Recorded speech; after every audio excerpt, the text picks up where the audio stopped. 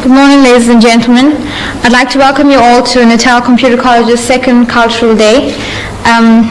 Thank you all for attending, and without much further ado, we'll commence to the first item, which is by the Muslim Students Association. Thank you, Madam MC. Assalamu alaikum wa rahmatullahi wa barakatuh. Peace and greetings to all of you in the name of Allah.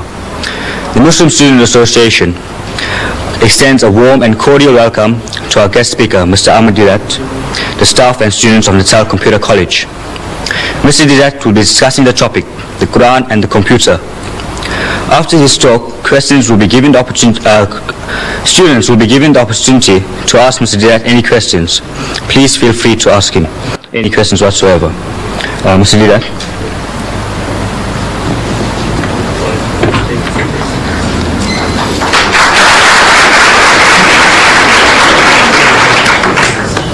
Assalamu alaikum wa rahmatullahi wa barakatuh.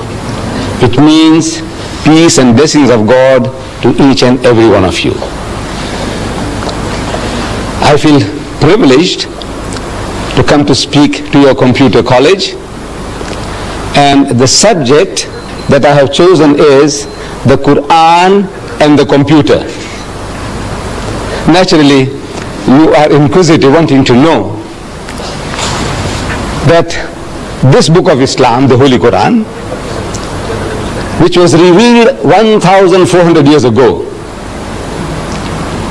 did it have anything to say about the computer? Mr. Deidat, you ask, how do you fit in the Quran with the computer? I said, you see, for a long time I myself didn't see it. I have been reading the Quran in a translation form like this one, the Arabic text with the translation, and I have been reading verses and they gave me some faint idea, but I didn't have a very clear picture until about 1975. How did it come about that I can see this relationship between the Quran and the computer? In 1975, I get a phone call from Zambia telling me that 8 tickets are waiting for me at the South African Airways. I must go and pick them up to visit Zambia on a lecture tour. So I rushed down to the center in Aliwal Street and Smith Street corner, South African Airways, and I go to the man at the reception and I tell him that I have had a phone call from Lusaka, Zambia, telling me that an air ticket is waiting for me. I have come to pick it up. And I know what I was expecting. I was expecting a booklet, coupons. You know what air tickets look like? Those coupons. So I was expecting such a thing like that. So I asked him that, look, I have come for it. So he tells me, he said, see one of these ladies. About a dozen of them were seated in a semicircular form with those terminals, visual terminals. So, see one of these ladies there. How can you see one of those ladies? To me, only one person out of the lot might have my tickets. I know what tickets look like. So I'm asking him, which one? So the way the guy flings his hands, and he tells me, like any one of them. I said, look, I'm speaking so nicely to the man. Why should he be so impolite? Is it because he's a white man and I'm an Indian? But I had no alternative. The way he directed me, I had to go. The first lady I saw was doing nothing. She was sitting at the terminal. I go up to her. I said, excuse me, madam, I have had a phone call from Lusaka and they tell me that there is an air ticket waiting for me. I have come to pick it up. She asked me, what's your name? So I tell her, my name is Deidat. She says, spell it. So I started spelling it. A-H-M-E-D, Ahmad, D-E-E-D-A-T, Deidat. While I am spelling, she is typing on the keyboard before her. She said, yes. In other words, that means she's got it. Yes, so what now? So I said, you see, I want to go from Durban to Johannesburg in the evening, on a Tuesday evening. What have you got for me? What arrangements? She said, well, there is one at 6 p.m. I said, right, that suits me fine. Can you book me on? He says, yes. It's done. So I tell her, you see, on Wednesday now, the next day, I want to reach Lusaka at 3 o'clock in the afternoon. That's what my hosts in Zambia told me. I must arrive there at 3 o'clock in the afternoon. I want to be there at 3 o'clock. Now, what arrangements can you make for that? So she typed again on the keyboard,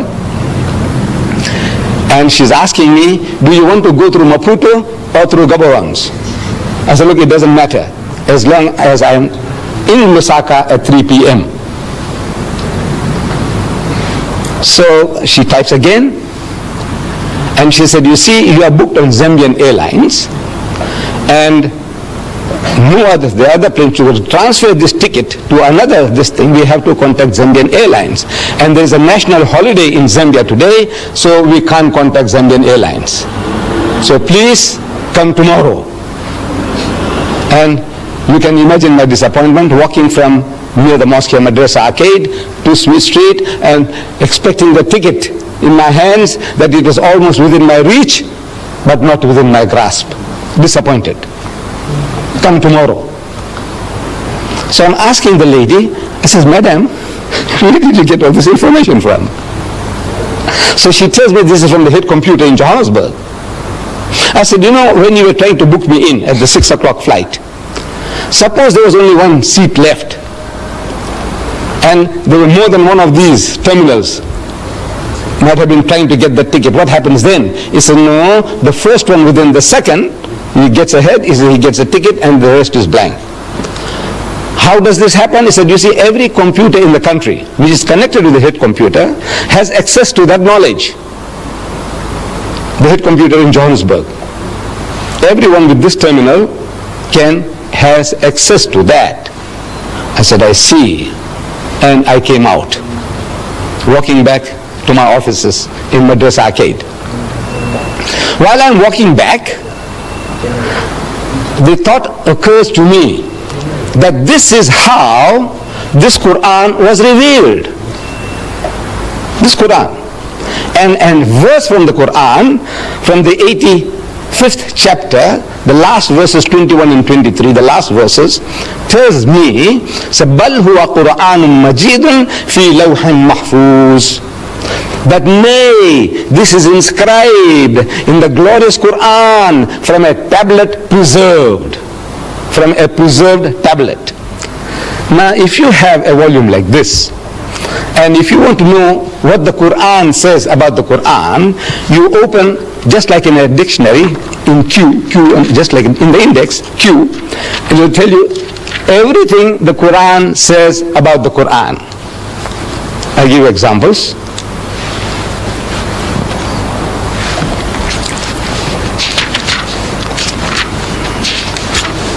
Quran, the divisions of the Quran, how it's divided into chapters and verses. Inspired message cannot be produced by other than divine agency. Verses, fundamental and allegorical, these are different topics. God is witness to the Quran. God's revelation, the Quran. Follow it and do right, the Quran. Respect and attention due to it. Book of wisdom, the Quran. It's in Arabic, the Quran. Described, and on and on and on. What does the Quran say about the Quran? The last subject in this index on the on the Quran, it says the tablet preserved. The tablet, this, when you have it, you'll be able to see it with your own eyes. It says tablet preserved, chapter 85, verses 21, 22. I read it to you. So the picture comes to me, this is how it happened. See, the whole picture comes along, the history of Muhammad, that he was in Medina, I have been reading, and a Christian deputation had come from Najran, an outskirt of Yemen. They had heard that another Arab now, he's claiming to be in communion with God, he's claiming to be a prophet. So these Christians, they said, let's go and see this another Arab, and we will question him, cross-examine him, want to know what does he know about religion. So they come to Medina, and they are housed in the mosque of the Prophet. They sleep in the mosque, they eat in the mosque, and they have a dialogue in the mosque for 3 days and 3 nights. It's going on. During the course of that discussion, the spokesman for the Christian is posing the question, among so many other things. He said, all right, now tell us, O Muhammad, what is your concept of God? And Muhammad, according to tradition, he doesn't just start answering. He, so to say, presses his spiritual buttons. There were no buttons to press. But I said, so to say, he presses his spiritual buttons, trying to commune with God. He said, oh my Lord, what shall I say? What shall I say? He could have made a case, like we do. At times when we are asked questions, we have no ready answers, so what do? We beat around the bush, we fumble to gather our thoughts. You see, it's like this, and it's like that, and so on. While we are talking, while we are trying to share, our thoughts are coming into focus. That's what we do. If I were to ask you, my children, what is 6 times 6? Immediate answer. I take it. 36. 6 6 36. I say, what is 12 times 12? You say 144. Because you have a ready answer. But if you didn't have a ready answer, what do? You say, well, you see, 6 times 6, you take 6 and you put 6 times 6, 6, 6, and then we add, and 6 and 6 is 12, and 6 is 18, and you are fumbling for the answer, but you will get it, but you fumble for it. That's how what we normally do. Muhammad doesn't do that. He could have said, you see, our concept of God is almost identical to yours. You see, you believe in the God of Abraham and the God of Moses and the God of... He said, well, we also believe... This is how we all talk. That's how we talk. Not so Muhammad. He's asked a question, and he must get it from the highest authority, from the head computer. So what he does, he presses spiritual buttons, and comes the answer through his mouth. He is the end terminal. Every prophet of God is an end terminal of that head computer, the knowledge of God. If you are that, you have access to that computer, the head computer, and you have a problem, and you commune, say, oh my Lord, what shall I say? He said, tell them, Moses was told, tell them, thou shalt not commit adultery, thou shalt not covet thy neighbor's wife, thou shalt not steal, thou shalt not kill. So he's telling them, from the head computer, whatever knowledge is given, the prophet of God, the man of God, he articulates them. So he wants to know, what shall I say? Comes the answer. You see it in the 112th chapter of the Quran. Amazing.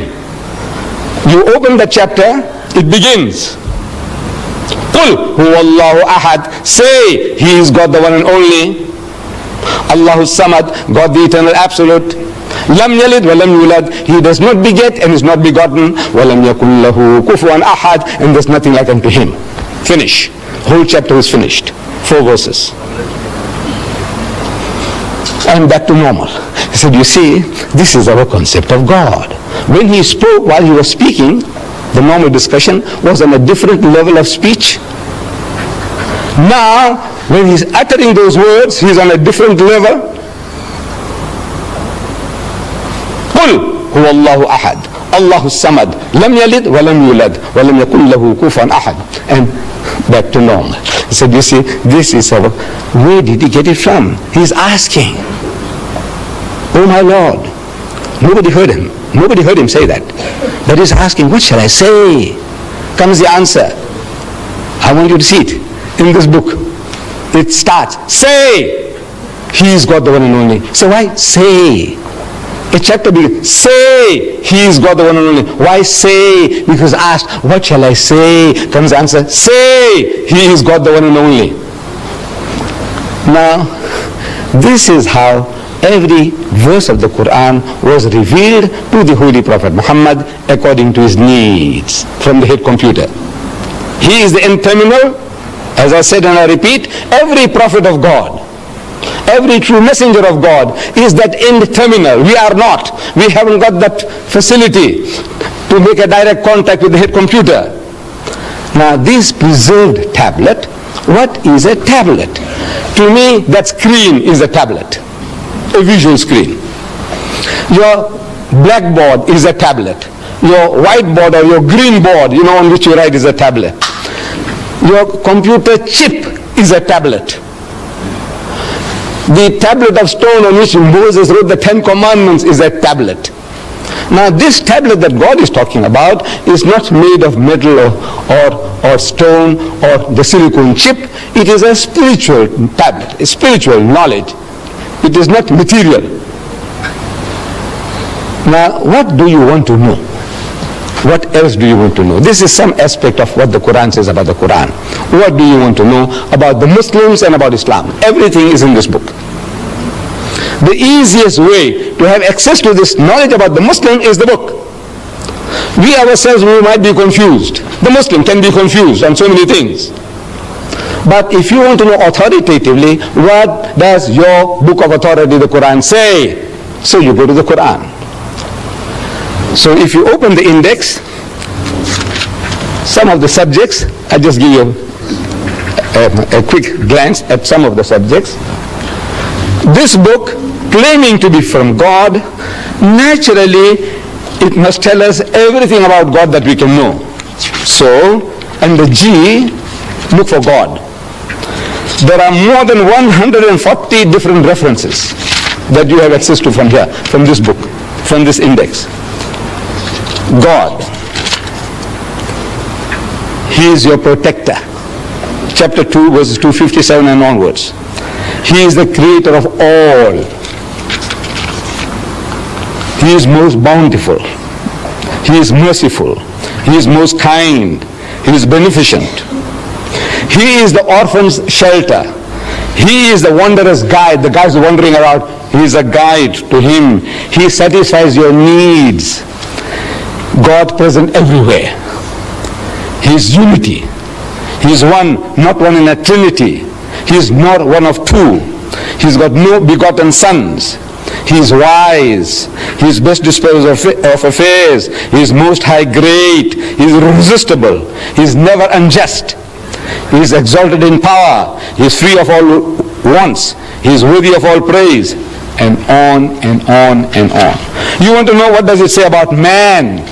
Under M, look for man. Man means mankind. Men and women. Man. Let's see what it says about man. Man.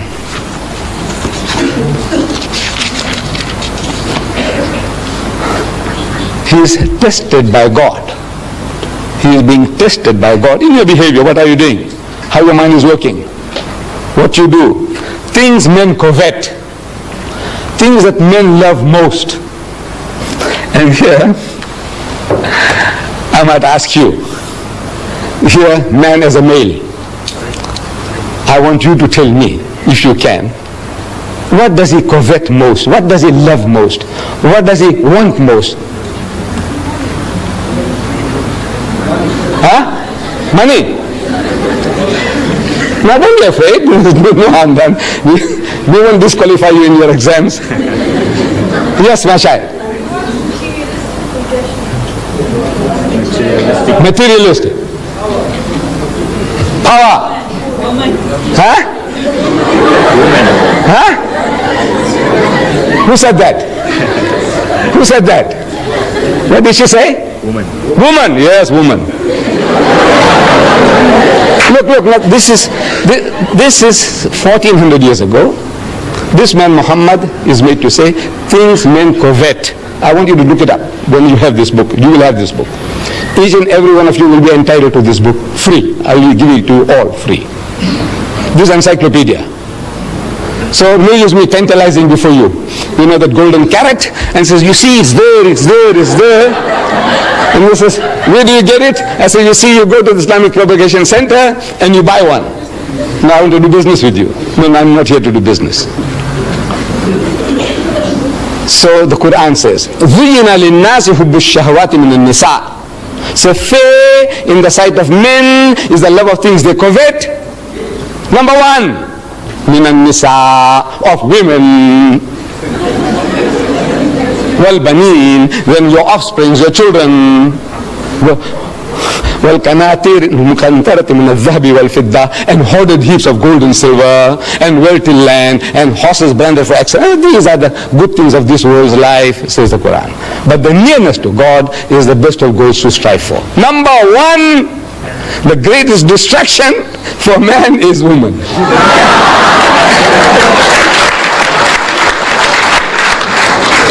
And I'm telling the Westerner, you see, look, as the Westerner, he knows this better than us. The Westerner, he knows this. See, he exploits this weakness of man to the limit. Lucien Motors in Smith Street, Durban, they advertise second-hand trucks. But on the trucks that they advertise, there's a woman in the bikini on top of the truck.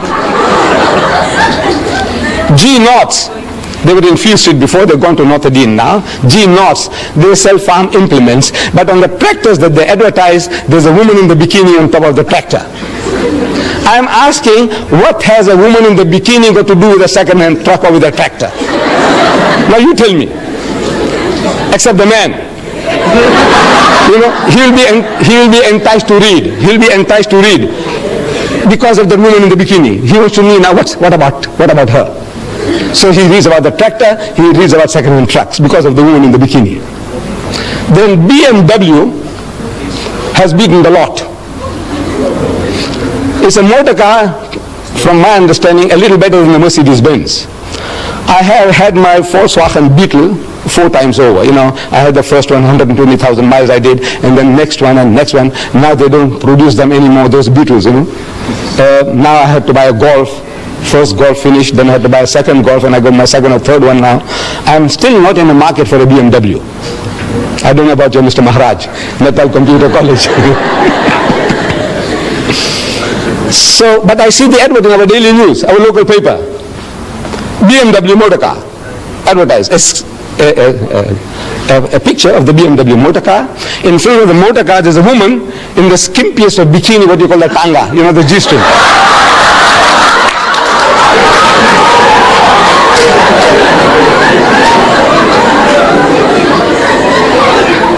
And in front of the motor car, this woman is standing, you know, in a lustful, enticing pose. You know, you can almost hear her saying, "Come on, come on."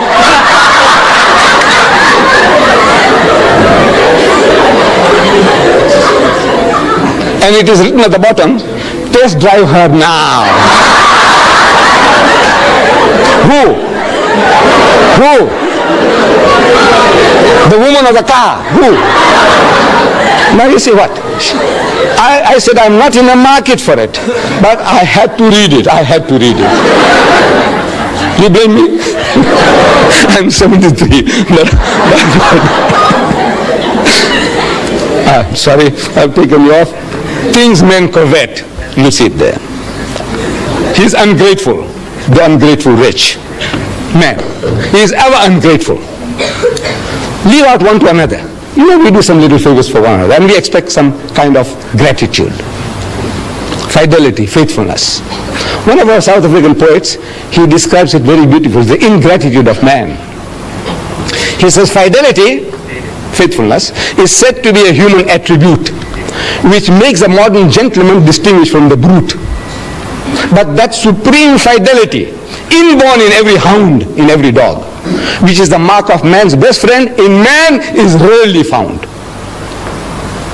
This faithfulness, gratitude, the dog shows it. But mankind in general, the most ungrateful of people, one to another and to our Maker. If you are not grateful to our Creator, what is man to man? What? I give you this book, and I expect you to be, every time you say, Mr. Dida, thank you very much, for that book.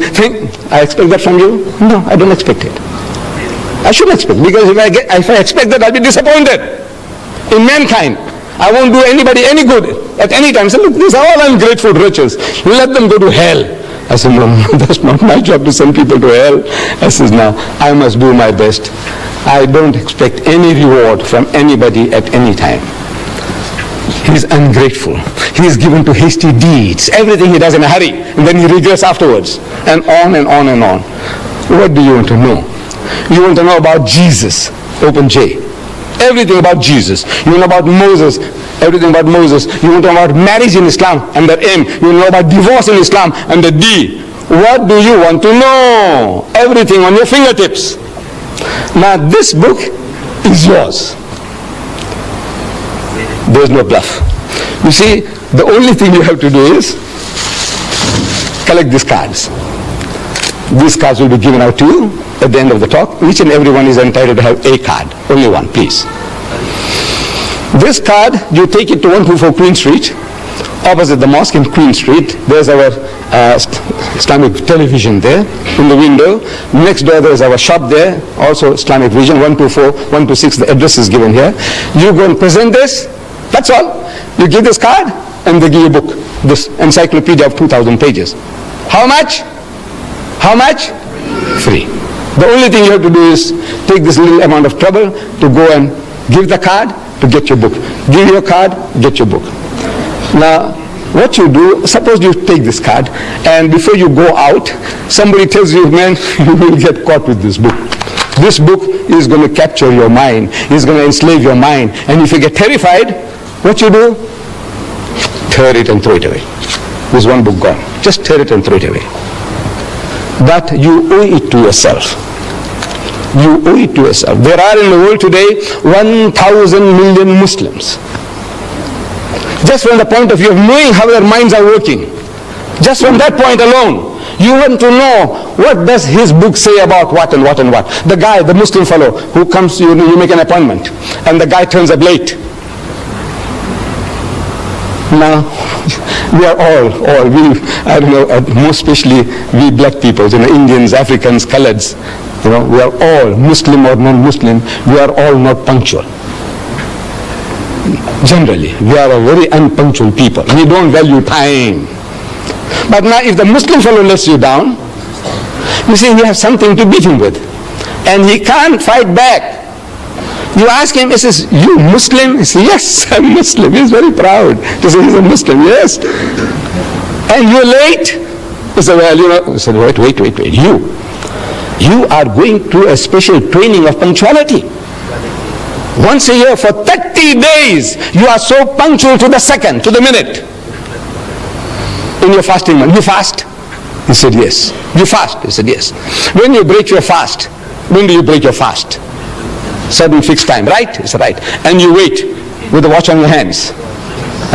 Or in the mosque you wait for the muazzin to give the azans. Allah, immediately you break your fast. Right? Or in the old days, I used to live here as a young boy in Prince Edward Street, and we wait. You see, when the azan, the time for the breaking of the fast or the time for the evening prayer comes, they switch on the light of the minaret. And the children are waiting in all the street corners. They watch for the light and they start shouting all over. We used to hear those days. It says, Batti Silgi, Roja Choro. It says, the light is on, break the fast. Light is on, break the fast. And everybody starts. Straight away, no wasting of a second. Right? For 30 days you did it. To the second. And you can't meet an appointment. You are the fittest guys in the world for appointments, for punctuality. That's what you are trained for. And you give it to him. You find a guy eating pork chops. You must say, you Muslim? He says, yeah. He says, I thought your book says you can't eat the pig. He said, no, this is ham. He said, look now what you're talking about. That's a pig, man, piece of pig. Call it ham, call it bacon, call it Vienna sausages. It's pig. Tell him so. So, can you see now, if you just know, it puts you on a better wicket. And I want to put each and every one of you on a better wicket to put the guy right. My Muslim brothers and my children, put them right, and you will get pleasure in it. Because, by God, because you are not creating offense. You say, look, this is your teaching, Mr. Deedat. This is your teaching.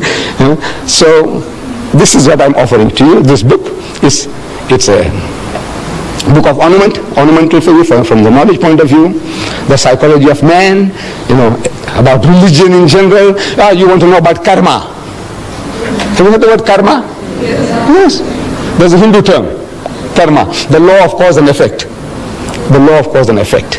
That every action has a reaction. Beautiful. We believe in that. Everything you do, it has its repercussions. Karma. You want to know about karma? Open K in this book, and you say about karma. You know about lingam. I don't know whether you know. And the L, you'll find lingam there. In this book, believe me. In this Quran, what do you want to know? So you owe it to yourself that you take this little trouble of carrying this card and going along and reading it for this book, absolutely free of charge. Now, my dear children, Mr. Chairman and the lady here, I leave myself open to questions, any questions. You can ask any questions. Even criticism will be welcome. I assure you, my children. This old man can take it. I am yours. Yeah.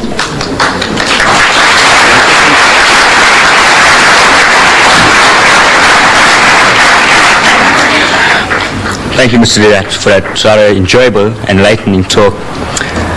Please feel free to ask Mr. Deidat any questions whatsoever.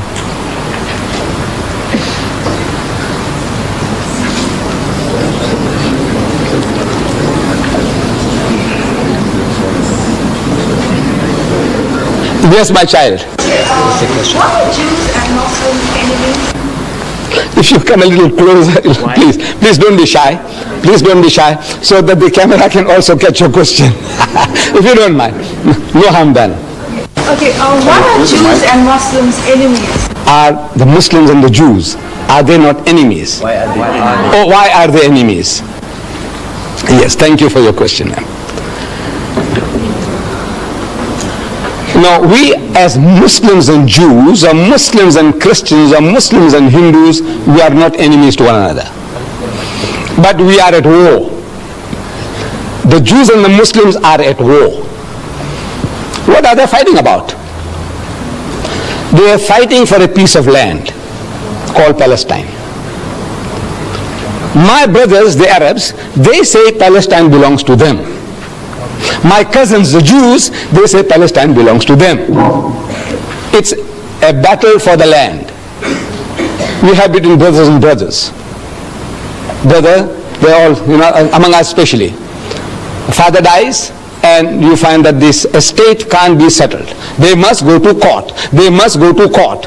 The dividing the shares, the inheritance. There's a war after war. Every Indian, I'm talking about the Muslims. You see, I don't know about the Hindus so much.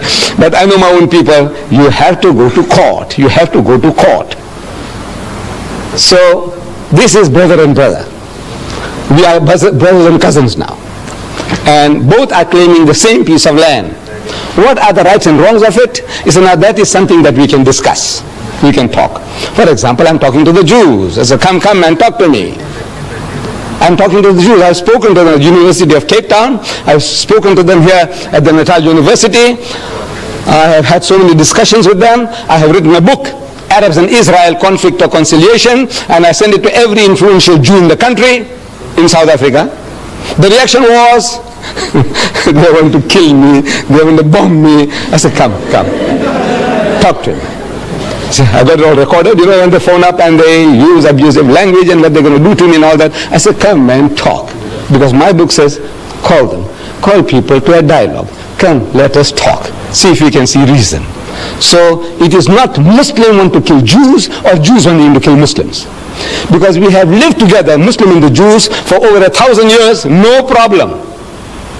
You see, in Spain, the Muslims ruled Spain for 800 years, and the Jews were the second highest in the hierarchy, doing work among the Muslims. The greatest achievement of the Jews was by the Jews in Spain under Muslim rule. And for 1,000 years, when the Christians were persecuting the Jews, and when they ran for shelter, protection, refuge, they went to Muslim lands. And every Muslim country accepted them with open arms. Sa'ahlan wa sahlan. It's a family and plain.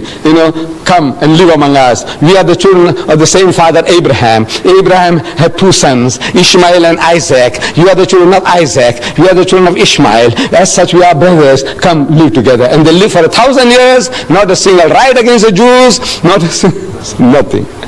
The only time the problem started was with Palestine. When the Jews, they went to seek shelter there, and they went and they filled up, and then they said, now we will take over.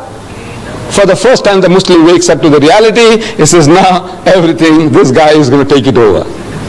Inch by inch, the guy's got in. Now he's got the backing of the Western nations, and he's technologically more advanced than the poor Palestinians. illiterate, ignorant people, and he says, now these are easy meat for them. So now they wake up and say, no man, this is not right. So this conflict from 1918 onwards, prior to that, no problems between the Muslims and the Jews. Any other question? Yes, my son. What's your opinion on satanic verses? Well, as the word says, satanic. The guy is satanic. The guy who wrote the satanic verses is satanic. You see, the trouble is that bulk of the people, nobody has really read the book. In the Royal Albert Hall, I went and spoke about the book of Rushdie. 6,000 people. And I made the chairman to read the introduction. There is a poetic introduction, a quotation by Daniel Defoe, some literary man, his quotation about the devil. So I made the chairman to read it from the satanic verses. And the chairman read it and is asking 6,000 people, anybody at any time has read this? Or you have seen it anywhere, or you read anywhere? Out of 6,000 people, one guy put up his hand. Where? In the satanic verses. Then I'm asking the people, the audience. I said, you see, Rushdie has something special to tell about you Londoners. I said, on the very first page, he calls you all bastards. You Londoners are all bastards. Do you know that? No. I said, Londoners, I said, whether you are an English Londoner, or a Pakistani Londoner, or a Sikh Londoner, or a Hindu Londoner, you are a Londoner, you are a bastard. Shocked. I said, look, what have you been reading? You say this book is very good. I said, come on, talk to me. Then, of course, it was more than an hour's talk. I'm giving him what he says about Rama, what he says about Sita. Did you read it? He says, no. I said, you were going to kill him, you. What is about you white people? The whole white race. It says white women, no mine, fat, Jewish or non-differential. White women, I can't say. There are other words. What they are good for. I can't. But I said, now you talk to me. You want to know? I said, you white man, you know what he says about your mother, your wife, your sister, your daughter. You Jew, you know what he says about your mother, your wife, your sister. I want to know what are your reactions. Then this is what he says about Rama and Sita. This is what he says about all of your whole white race. And on and on and on. The filthiest, dirtiest book in my life I ever came across was the satanic verses. Really satanic. Keep away from it. From the price point of view, at one time it was costing 15 pounds. There's 75 rands. You know 75 rands on that? It's about 540 pages. 75 rands. Here I'm giving you, my son, 2,000 pages free of charge.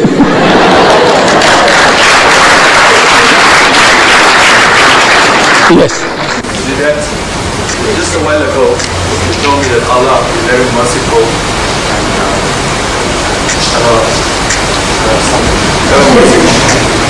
Now, I know someone rushed you terribly wrong, but anyway, we're living in the modern times now, and we have freedom of speech, freedom of writing. But that's besides the point. If Allah is merciful, who are we, the people, to report judgment of Rushdie? Because, you see, we didn't create Rushdie.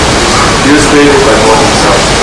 And who are we to formulate opinions and impose death sentences upon when we have God himself to decide? Now, if Allah is merciful, why can't we be merciful? Beautiful. Beautiful. I'm an Hindu student, right? And my scriptures teach you to be obedient, merciful, and sympathetic to other people. Now, we must sympathize with Rushdie. We understand he has a problem, but we're not in a position to impose death sentences upon him as alleged by Ayatollah Khomeini did. Now, I appeal to the Muslim people and Muslims in general to forgive Rushdie and give him a break and allow him to apologize and take back his case.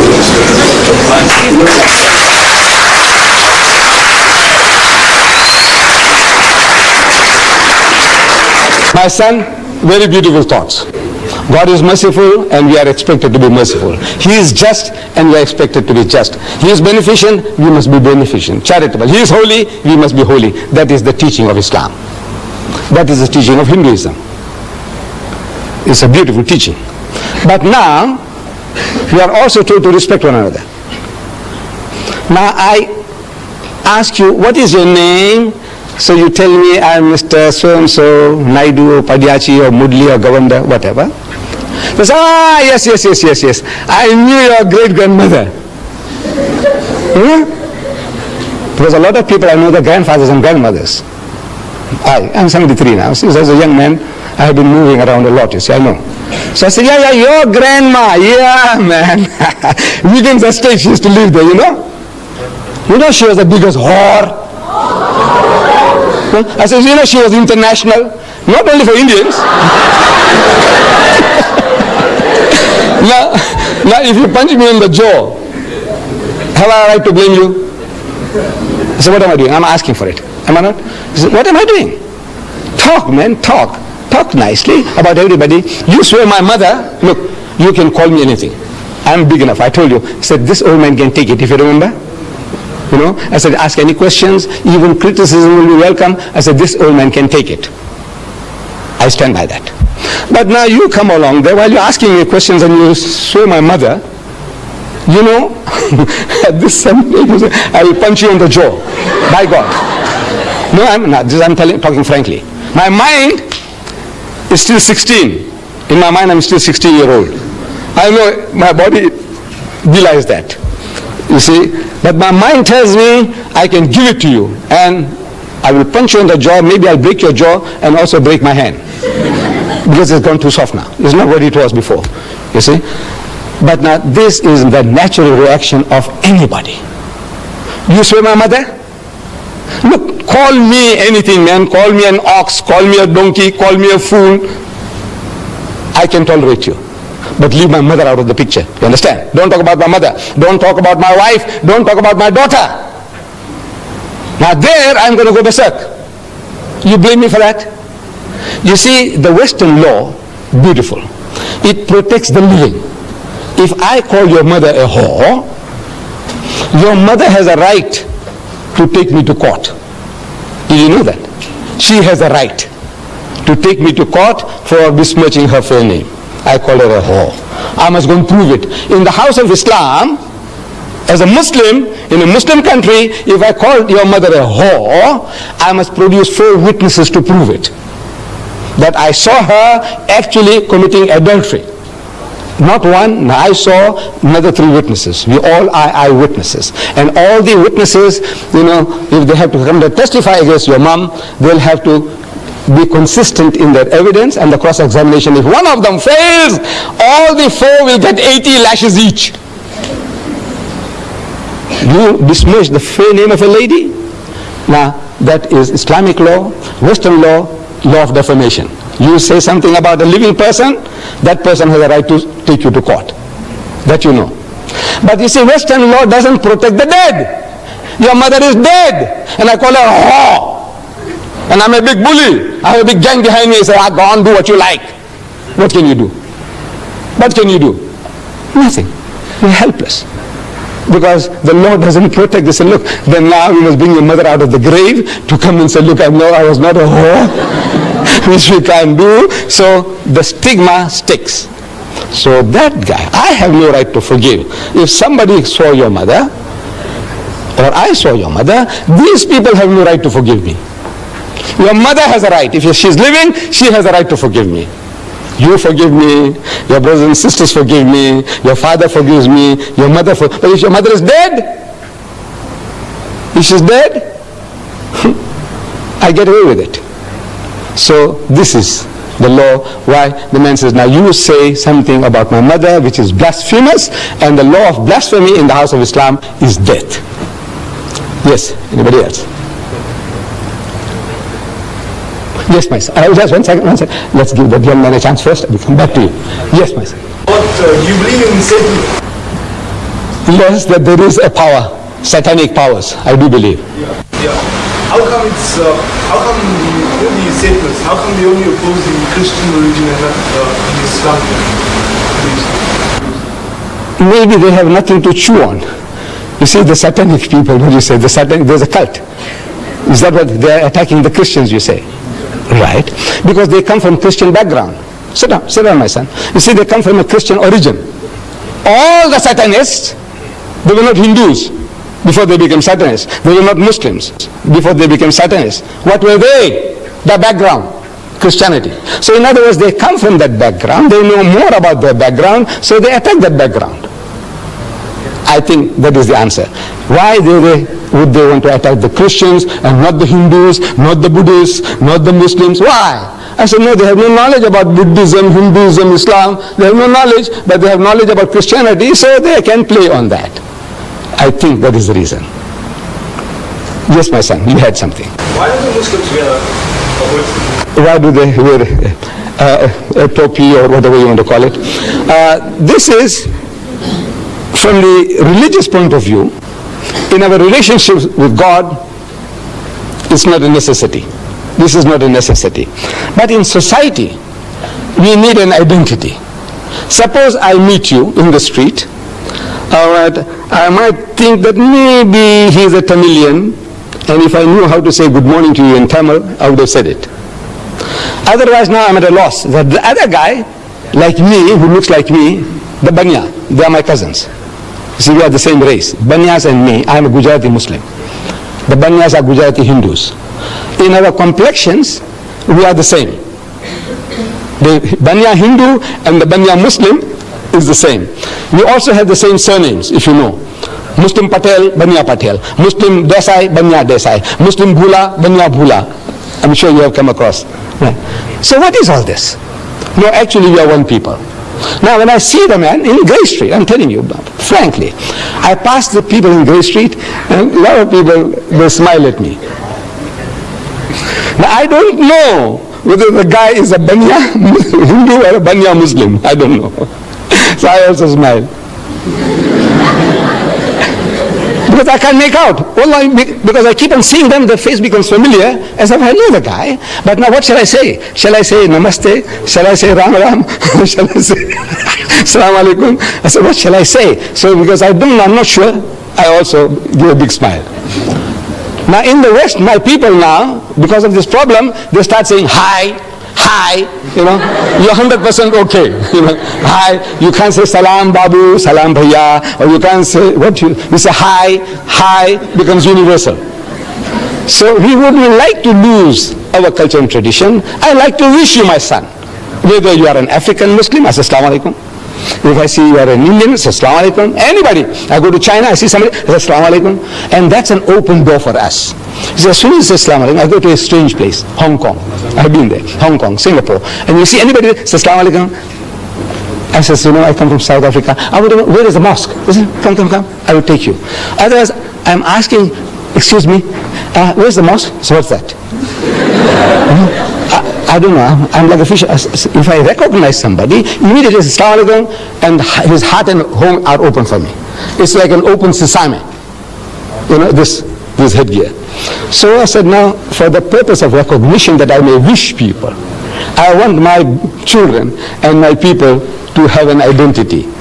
That, you know, we can wish you assalamu alaikum, it's wa alaikum salam, and immediately it's a bond is created, immediately. I give an example in the tubes in London. I've been sitting so many times, a man across from me, you know, sitting face to face in the train, in the tubes. And you dare not open your mouth. You don't know how to start.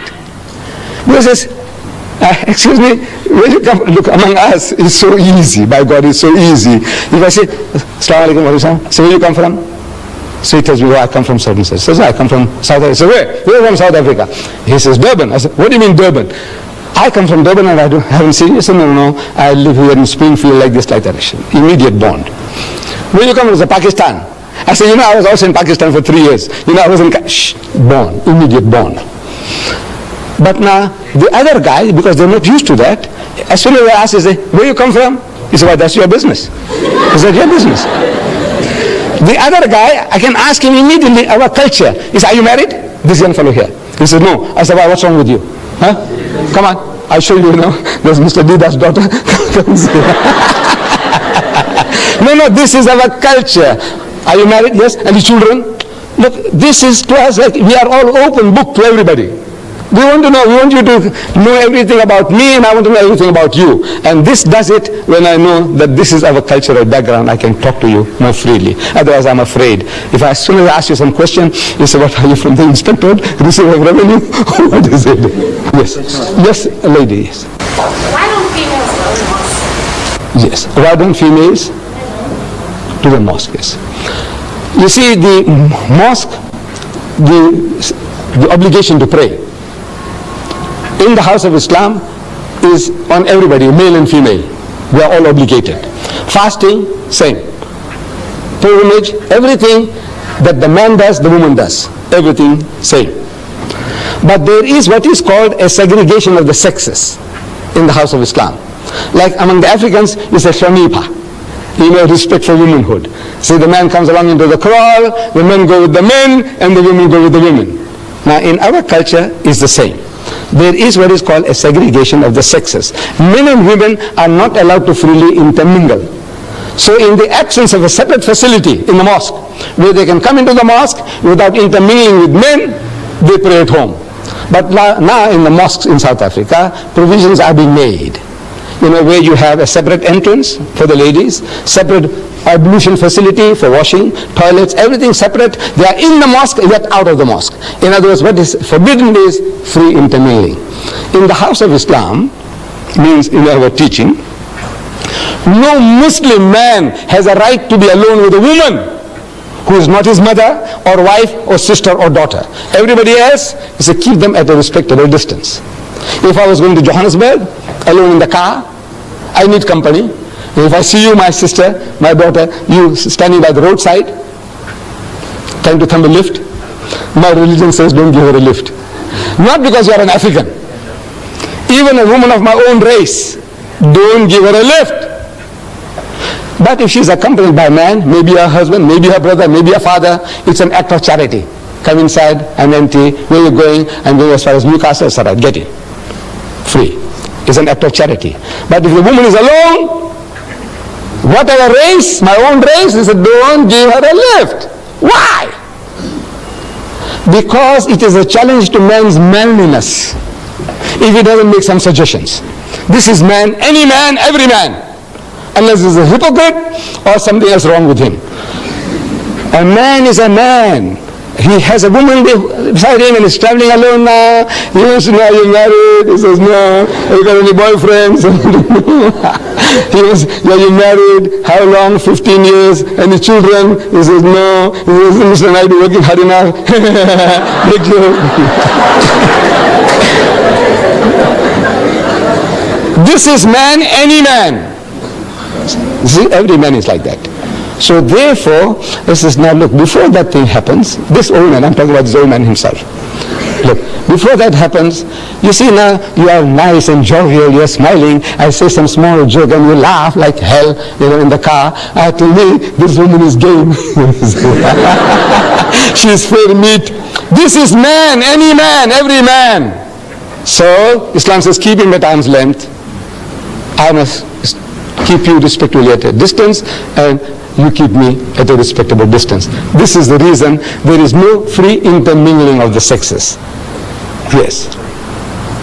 Yes, my son. Deirdre, with all due respect to your religion, may I know what is the purpose of circumcision? Because I mean, now, if I were to join your Muslim sect as such, that hurts. Right. Agreed. The young man wants to know about circumcision. I know that is the biggest barrier, in we getting converts. The man says, man, I agree with you, everything is fine, I said, look, man, you mustn't eat the pig. He said, but what's wrong, man? Pork? I said, well, I'll reason with you. He said, no, I can see your point. I said, look, you mustn't drink. He said, but uncle, a little nip or a tot, man. I said, look, my son, these are the dangers. He said, well, I can see your point. I said, no, don't be promiscuous. Don't go along and dance with other people's wives and daughters. And I said, but what's wrong, uncle? I said, look, I will reason with you. And he says, uncle, I see your point of view. But now, you agree with everything. And I said, now, circumcision. That's hard. So now I said, now what is this? I said, my son, this is for your own benefit. Look, now I'm talking about yesterday, day before yesterday, there was in our local paper. Cancer, the cervix in women. which is a killer among women. Cancer of the womb is a killer of women. 85% of all women who suffer from cancer of the womb are wives of uncircumcised husbands. Problem. I went to the R.K. Khan hospital some years ago. I had a problem. And I'm sleeping there on the bed. So this is our culture. See, say you, what you here for? What you here for? Means what's your problem? What's your name, Mr. Reddy? So he tells me, I say, uncle, it's, it's like this, like that. And what? He says, problem with the foreskin, circumcision. Next to me is a young boy, schoolboy. I said, what's wrong with you? He said, no, nothing wrong with me. I said, no, I want to know what brings you here. Why are you here? So he says, you see, uncle, difficult. So he's telling me, actually he's got constriction, he must be circumcised. He's also ready. Look, no insults upon the ready. There are readies here, so many. It's just coincidental that the guy next to the wall was a reddy, grown-up man. This guy was a reddy. Across the aisle, Hindustani gentleman about 50 years and more. So I go up to him. I said, Bhaiya, what brings you here? Why are you here? So again, he's in turmoil, he's in torture. He's trying to tell me. He's got a problem. He must be circumcised, otherwise the skin has come in the way. I said, I'm telling the nurses. Look, you see, as you see me, I enjoy talking. So I say, your husband, is he circumcised? He said, no. Your husband, is he circumcised? He says, no. I say, hey, you got a problem. I said, tell them all to be circumcised. Not for religious reasons. I said, as much as we are vaccinated, for what? Our government tells us, according to health regulations, that if you're vaccinated, there's less likelihood of you getting smallpox and this and that. Diphtheria, anti-diphtheria, this thing, all that, they're doing it to you for what? To save you. They give us vaccination, inoculation against smallpox, typhoid and all that before you go overseas. What for? They hate you? No. But for your benefit. So now this circumcision, I said, if I came into power in this country, I will pass a law, circumcise every male child in the country, Indian, African, colored, white. Nothing to do with religion. I say for health reasons. I say 85% of my children, my daughters, who are married to uncircumcised husbands, they are suffering from cancer of the womb, a killer disease among women. I say just to save that, there are so many other philosophical aspects. You come and see me and I will give you further details which I can't share with you here. But I said now, just that alone, 85% of the women who suffer from cancer of the womb are wives of uncircumcised husband. I say circumcise everybody. It's that operation. You know how easy it is. You see, previously under primitive condition, the septic, this thing lasted for a long time and you suffered. Man, I had a young man circumcised on a Sunday morning, and Monday morning on a bicycle he went to work. It is as difficult as that. Sunday he gets operated on, and Monday morning he's riding a bicycle, he's making deliveries. Yes, my children. Anything else? Yes, my son. Jesus, a chap Christian knows about Christian, the background of Satan, I come from Christian background. But wouldn't you state, looking at the Bible, that the reason why Christians are attacked is because of the conflict between God and Satan and the ultimate prophecy of the ultimate defeat of Satan by God, which is shown in the Bible? I didn't hear the detail of your question, but I think it's again about God and Satan. I think if you come a little closer, please. I'm sorry. I can't hear too well from that distance. Yes. That when maybe ask you about Satan and Satan's and Christian. Right? You stated that Satanism. Satanism and Christians. You told me that Christians are attacked mostly by Satan. You said that Christians, that Satan is, the background is from Christians. But looking at the Bible, wouldn't you state that the reason it seems better looking at the Bible is that God and Satan always were conflict with each other, and there was prophecy that Satan would be ultimately defeated by God. Wouldn't you say that is the reason why Satan is anti-Christianism? I don't know really Satanism, what is the philosophy, why they are out to promote Satanism. maybe Satanism gives them that freedom to do anything and everything, which religion doesn't allow you. Hinduism won't allow you this thing, that thing, you won't allow you. It tells you, no, thou shalt not commit adultery. Hinduism says that, Islam says that, Judaism says that, thou shalt not kill. We have certain common denominators. But now, as soon as the person starts straight-jacketing you, as a Hindu, as a Muslim, you want to be free to do what you like. You want to behave like an animal. You want to behave like a pig. People want to behave like pigs. So now the best thing is to disown. So it's to disown religion altogether. And they said, now this is a new cult, they call it Satanism. But now the battle is with us. Every individual, we believe that we have all got this propensity for evil. We have two qualities in us, towards godliness and towards earthliness, devilishness. So the battle is on in all of us, everyone. The Holy Prophet Muhammad, he described this situation beautifully to his companions. While they are around him, he's telling them that shaitan, that's Satan or devil, shaitan courses through the body of man like the blood. He's passing through you. He's each and every fiber of you. He permeates you. Everybody. Shaitan, man means mankind. Shaitan courses through the body of man like the blood. It's imperceptible. It's there. Your blood is moving and going and doing the job without you feeling that the heart is pumping and now supplying blood to the brain to allow me to think. Without that I can't think. But all this is all automatic. Similarly, this evil propensity also in man is permeating him like the blood. Everybody. Muhammad says this, everybody. He said, what about you? So they had the right to ask questions. You too. He says, me too. But mine is under control. Only difference is that the temptations are there, everybody, unless there's something wrong with you. You remember I described before? Something wrong with you. You are impotent or you are lunatic. Those are different matters. But otherwise, everyone, we have these propensities and the battle is on. And we are to overcome those evil propensities. You say, the devil, the devil. You go and steal and you blame the devil. You go and rape and murder and you blame the devil. I want to know whether the devil came to you with horns, with a tail, with a barbed hook, with a ruddy complexion, and he told you to go and rape that woman. Did he? No. What is this devil you're talking about? It's you yourself. You are that devil. You are that Satan. But now very easy to pass the buck, blame some other guy. He told me to do this. And who told you? Did you see him? Did he whisper in your ears? What did he say? Did he speak to you in English or Zulu? That's Satan you're talking about. What did he tell you? In Tamil? What did he tell you? So this is like a good thing, passing the buck. The thing is, it's with you, in me, in you, in me, and we are to give battle to these forces through the guidance of God. Whatever God tells us, he says, no, I shall not do it, I'm programmed. So we are shown the two broad highways according to the Quran. Two broad highways, one leading to salvation and the other leading to hell. The choice is yours, and you have the freedom of choice.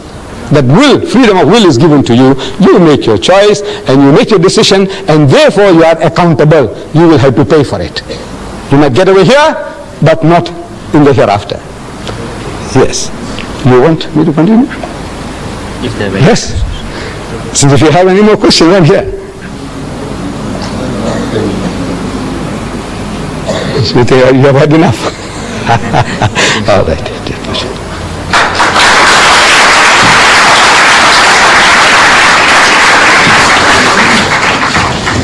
Thank you for your questions.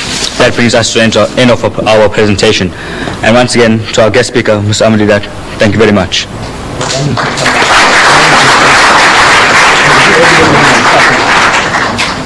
Thank you, Ms. Deidat, for a very enlightening and interesting speech.